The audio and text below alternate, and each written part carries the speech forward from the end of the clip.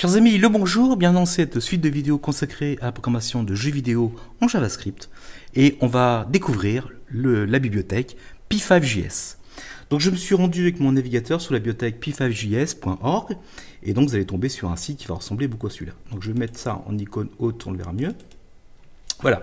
Donc la première chose qu'on fait, eh bien on va créer le canvas. Pour créer le canvas, vous allez dans Références.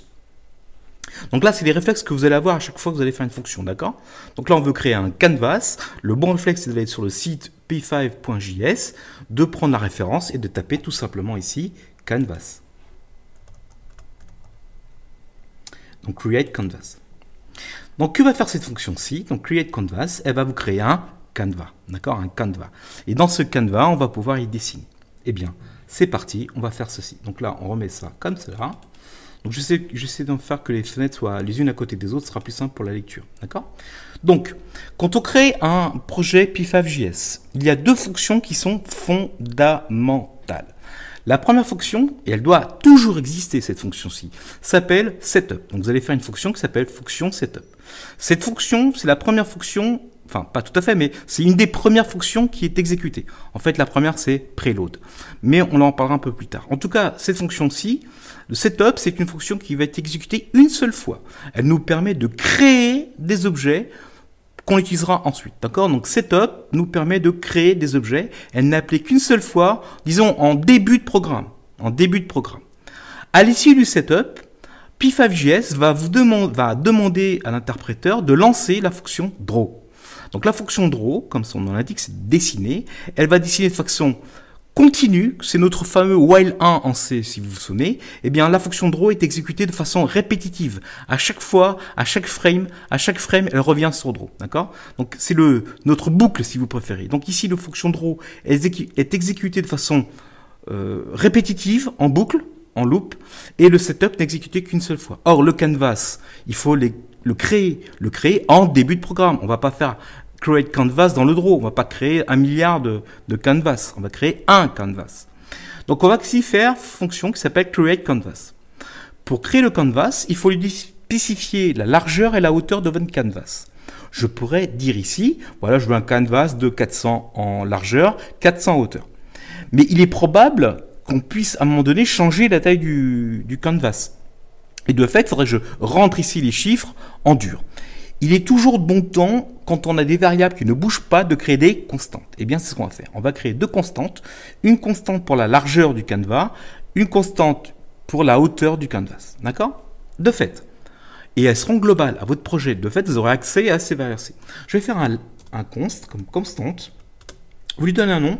Alors moi, les constantes, je vais les mettre en majuscule. D'accord? Donc, canvas, voilà, underscore, idth, 8. Je lui mène, je sais pas, 300.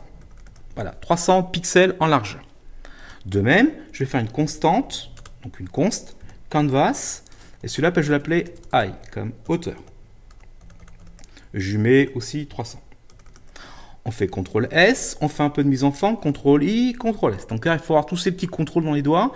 CTRL-S pour sauvegarder, CTRL-SHIFT-I pour mettre en forme. Ou bien, vous venez avec votre souris ici, vous faites mettre en forme de commande. D'accord? Bien. Donc, de fait, ici, quand je vais créer mon canvas, je vais lui stipuler la taille en largeur et en hauteur. Donc, ici, je vais y rentrer tout simplement mes deux constantes que j'ai définies au préalable. Donc, constant width, virgule, constante height. CTRL-S. Bah, il n'y a pas grand-chose qui soit affiché à l'écran. Mais qui vous dit que le canvas y est ou y est pas? Comment savoir qu'il y est? Évidemment, le canvas, on peut le colorier. D'accord? C'est une sorte de c'est une feuille de papier, tout simplement. Imaginez une feuille de papier attachée à votre navigateur. Et bien, sur cette feuille de papier, pour l'instant, elle est blanche. Mais blanche sur blanche, on ne la voit pas. Donc, ce qu'on va faire, on va la colorier. Pour la colorier, on va définir ce qu'on appelle le background. D'accord? Alors, ce que je vais faire, pour que les choses soient animées quand vous ferez votre jeu, il faut rafraîchir l'écran devant vous. Quand l'image bouge, il faut qu'elle bouge. Ensuite, on recopie, on colorie l'écran, le fond d'écran, on déplace l'image, etc. Donc vous avez l'impression que l'image se déplace. En fait, elle ne se déplace pas. On colorie de façon successive des images les unes à côté des autres. Donc je vais faire ce colorier, je vais le faire dans le draw. Donc ici, je vais définir le background, ground de mon canvas et je définis une couleur de deux façons. Soit je lui donne un nombre entre 0 et 255. 0 étant le noir, 255 étant le blanc. Et si je définis un nombre entre 0 et 255, je définis un niveau de gris. D'accord? Donc si je mets par exemple un niveau de gris de 51, CTRL S, oh, grand miracle, il apparaît une feuille de dessin qu'on appelle un canvas dans votre navigateur. Et sa couleur est de 51, donc c'est un niveau de gris plutôt vers le noir. Si je mets ici 0, CTRL S, eh bien vous allez avoir un fond qui va être quasiment noir. Si je mets 255, et c'est ça par défaut, CTRL S, eh bien votre canvas existe, mais vous ne le voyez pas, because, et il est en blanc. Donc je vais mettre 100, une couleur intermédiaire. Voilà, 100. Mais je peux également définir ma couleur avec le format RGB, rouge, vert, bleu, alpha. D'accord? RGBA. RGBA, rouge, vert, bleu, alpha. Donc si je lui donne ici 3 nombres, le rouge, le vert, le bleu. Alors, petite question, si je rentre ces couleurs-là, quelle sera la couleur attendue? Je mets 255 pour le rouge, virgule, je mets 255 pour le vert, pardon, et je mets 0 pour le bleu. Quelle sera la couleur de mon canvas? D'accord? CTRL S. Et oui, du jaune, parce que le jaune, c'est du rouge plus du bleu. Et je peux tempérer plus ou moins le rouge, plus ou moins le vert. Pardon, le jaune, c'est du rouge plus du vert. Donc le jaune, je vais y arriver, c'est du rouge plus du vert. Donc je peux tempérer plus ou moins le rouge, plus ou moins le vert, plus ou moins le bleu, pour avoir une autre couleur.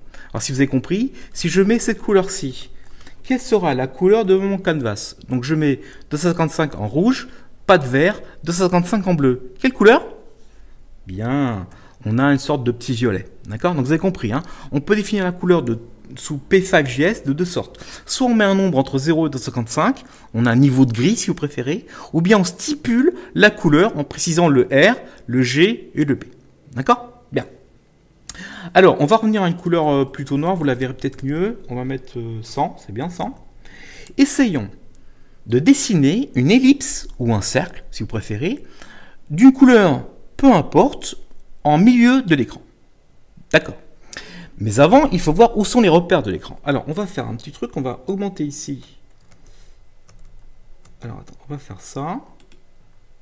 Voilà. Alors, quand vous dessinez à l'écran, c'est très important où sont et comment sont les coordonnées.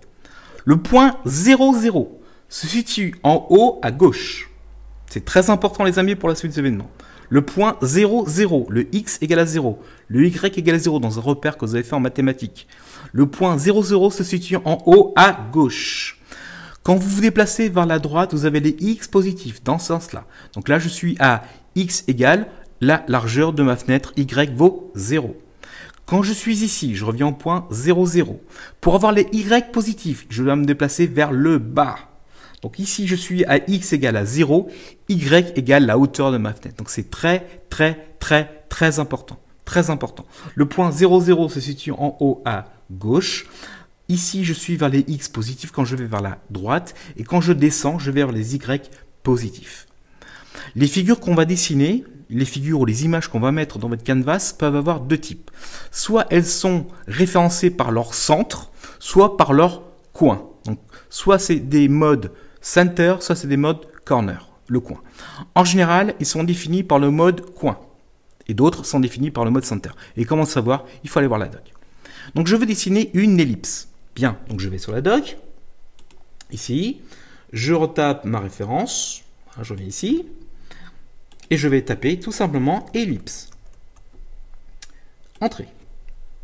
Donc je poursuis. Qu'est-ce qu'il me dit? Bah voilà, si tu veux dessiner l'ellipse, c'est très simple. Il attend la position en X, la position Y, la largeur et la hauteur de mon ellipse.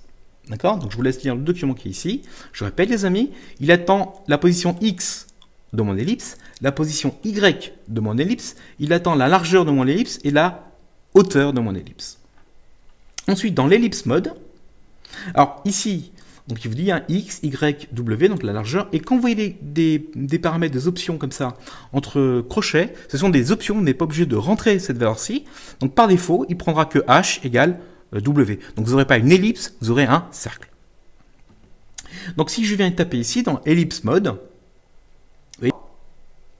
D'accord? Et surtout, un truc très important, donc ellipse mode center. Donc c'est-à-dire que l'ellipse est considérée comme le point 00 de l'ellipse et représenté au centre de l'ellipse. D'autres auront des modes corner, comme le rectangle, par exemple, qu'on fera tout à l'heure. D'accord? Bien. Eh bien, c'est parti. Nous allons dessiner cette ellipse. Donc cette ellipse, elle doit apparaître dans ma fenêtre. Comme je viens ici une fois par frame, donc là, par définition, votre jeu, si tout se passe bien, dans le navigateur, on tourne autour de 50 à 60 fps. Donc 50 à 60 frames par seconde. D'accord? Donc il y a 50 ou 60 images qui sont rafraîchies par seconde dans votre navigateur. D'accord? Donc comme je rafraîchis ici, je colorie à chaque frame le fond. Il faut qu'à chaque fois, je refasse un dessin d'ellipse. Donc je vais faire ellipse. Il attend le X, le Y, la largeur et la hauteur. Alors ce que je peux faire, c'est, au lieu de coder bêtement et de façon dure le X, le Y, je pourrais créer des variables dans mon programme, et de fait, en changeant ces variables, bah, mon ellipse se déplacera. D'accord? Donc ce que je vais faire, et peut-être que dans un autre source, j'aurai besoin de ces paramètres X et Y, donc je vais les créer global. Donc pour créer des variables globales, vous les mettez en en-tête de votre fichier, vous faites une variable, donc let, on va l'appeler px égale à 0. Donc pour l'instant, je vais positionner mon ellipse en 0. Ensuite, on fait un let. Je vais l'appeler py pour position y égale à 0. CTRL-SHIFT-I, CTRL-S. Pour l'instant, il n'y a pas d'ellipse. Pourquoi? Bah, il ne sait pas, oui, je suis ici ellipse, et pour l'instant, il ne sait pas où est la position x, où est la position y. Donc là, maintenant, je vais spécifier que je veux qu'il soit en px. Px, il le connaît parce qu'il est défini en haut. Je veux qu'il soit en py, et on lui donne une largeur de 20, et une hauteur de 20. Donc là, j'aurais pu éviter le 20, mais c'est pas grave. CTRL-S. Et voilà, mon ellipse est tout là-haut. Alors pourquoi est-elle tout là-haut? Parce que par défaut, l'ellipse mode a une ellipse mode center. Donc tout est défini par rapport au 0, par rapport au centre de l'ellipse. Donc si je veux qu'elle soit maintenant au milieu de l'écran qui est ici, il suffit que je mette ici non pas 0, mais je mette canvas largeur divisé par 2, et ici canvas, donc hauteur, donc A, divisé par 2. Donc mon ellipse va apparaître au milieu de mon canvas. CTRL-S. D'accord les amis? Et c'est pas dur. Hein, une ligne de code, on a déjà une ellipse. On peut également décider de colorier votre ellipse. Donc par défaut, on a une ellipse qui est noire avec un contour qui est blanche. On a une ellipse, On a une ellipse qui est blanche avec un contour noir. On peut tout à fait changer la couleur de votre ellipse. Pour ça, on vient dans la bibliothèque qui est ici, on cherche l'information et qu'est-ce qu'on voit tout en dessous? Une fonction qui s'appelle fill 255. Alors qu'est-ce que c'est que ce fill 255? Eh bien, on va remplir cette ellipse avec une couleur 255. Et 255, c'est le blanc. Donc, par défaut, votre ellipse sera blanche. Si vous voulez changer de couleur, vous pouvez spécifier dans Fill une couleur grise ou autre. Donc, c'est ce qu'on va faire ici. Donc, attention, il faut définir la couleur bien avant de dessiner l'ellipse. C'est logique. Donc, Fill. Si je lui passe, par exemple, on va mettre ici la fenêtre. Donc, Fill. Je sais pas, je vais lui passer une couleur RGB. Donc, je vais lui passer une couleur 255, 255, et je lui passe pas de bleu. CTRL-S. Je viens de colorier mon ellipse en jaune. Si vous préférez mettre une ellipse grise dans un gris donné, on va pas mettre comme ça, on va mettre un 100. CTRL-S. J'ai un niveau de gris plus ou moins foncé. D'accord? Donc moi, je vais laisser comme c'était, je vais laisser ça. CTRL-S. Bien, si vous voulez changer la couleur du contour, qui actuellement est noir. Alors, c'est pas Fill cette fois, c'est Stroke. Regardez, prenez la doc, vous descendez. Bon, il apparaît peut-être pas ici, on voit peut-être pas bien, mais c'est peut-être écrit un petit peu plus haut. Alors, ce qu'on va faire, on va taper Stroke. Voilà. Eh bien, Stroke 51, on vient de décider de faire un contour plutôt gris foncé. Donc ici, les amis, je vais colorier mon ellipse de couleur jaune et je vais mettre tiens, comme j'aime bien le purple, je vais mettre un stroke.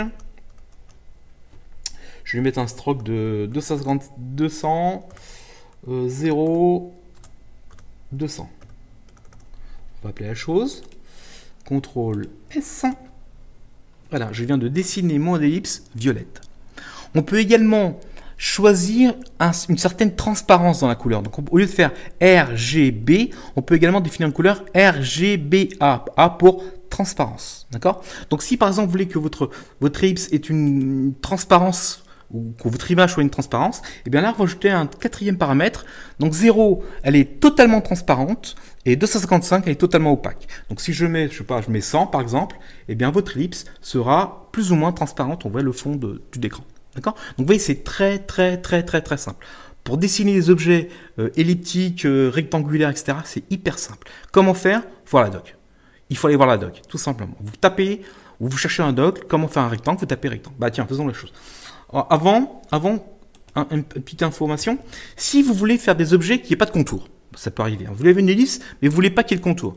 Eh bien, ici, vous enlevez cette ligne-là, et si vous ne voulez pas de contour, vous faites No. Alors attends, on va prendre la doc ici, je vais taper No Stroke. Vous voyez, No Stroke.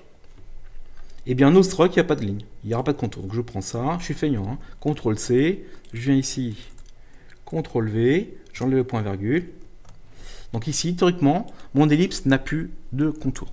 D'accord? Et de même, si je ne veux pas dessiner mes objets, donc je fais No Stroke, je peux faire un No Fill.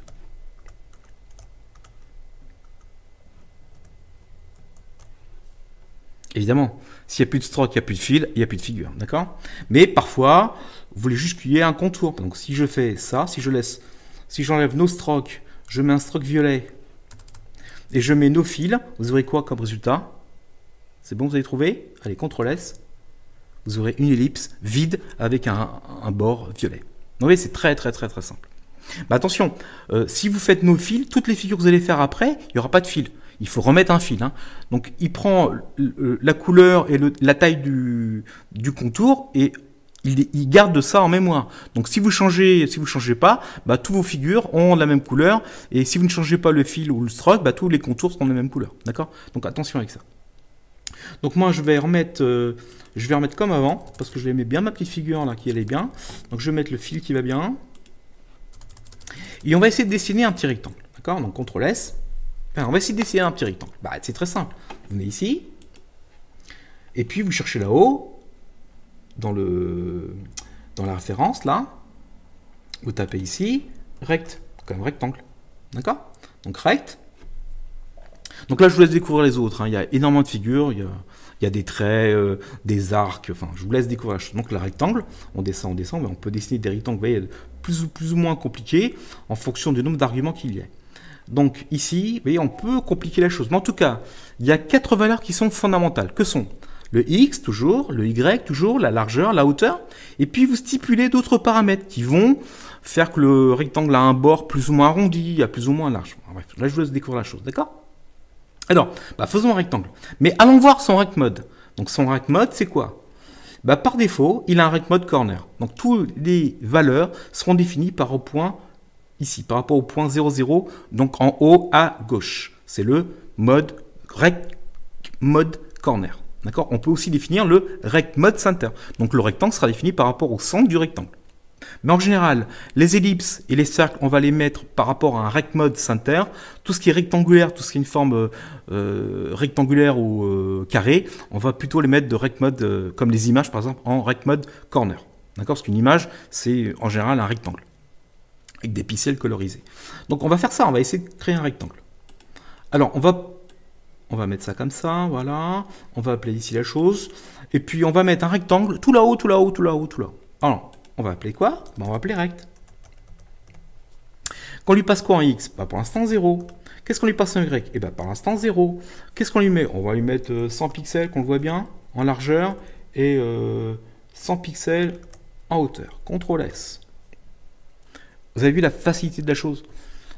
Est-ce que vous avez vu la chose là? Comment c'est beau ça, hein? En une ligne de code, pof, pof, j'ai mon petit rectangle. Et comme je n'ai pas changé la couleur, que je n'ai pas changé le stroke, et bien par défaut, il prend toujours la même couleur. C'est-à-dire qu'il va le colorier en jaune avec un certain alpha, et il va prendre pour contour, le contour qui a été défini au-dessus. Donc si ici, je décide maintenant de faire un fil de 255, d'accord, et que je décide de faire un no stroke, quelle sera la couleur attendue? Je vous laisse 2 picosecondes. Je fais un fil de 55. Je fais un no stroke. Quelle sera la couleur et de l'ellipse et du rectangle? Allez, je vous ai trouvé. CTRL S. Et oui, chers amis. Donc, mon ellipse va toujours être jaune avec un fond plus ou moins opaque, avec un contour violet. Mais comme j'ai fait un fil de 55, hop, il a changé le pinceau. Il a mouillé son pinceau dans une couleur toute blanche. Cette couleur toute blanche, il a barbouillé le rectangle qui fait 0,0 en X et en Y. Largeur, il fait 100 pixels de largeur, 100 pixels à hauteur, et il a colorié le rectangle de couleur blanche. Voilà les grands. Donc vous voyez, avec une telle bibliothèque, on peut dessiner énormément de choses.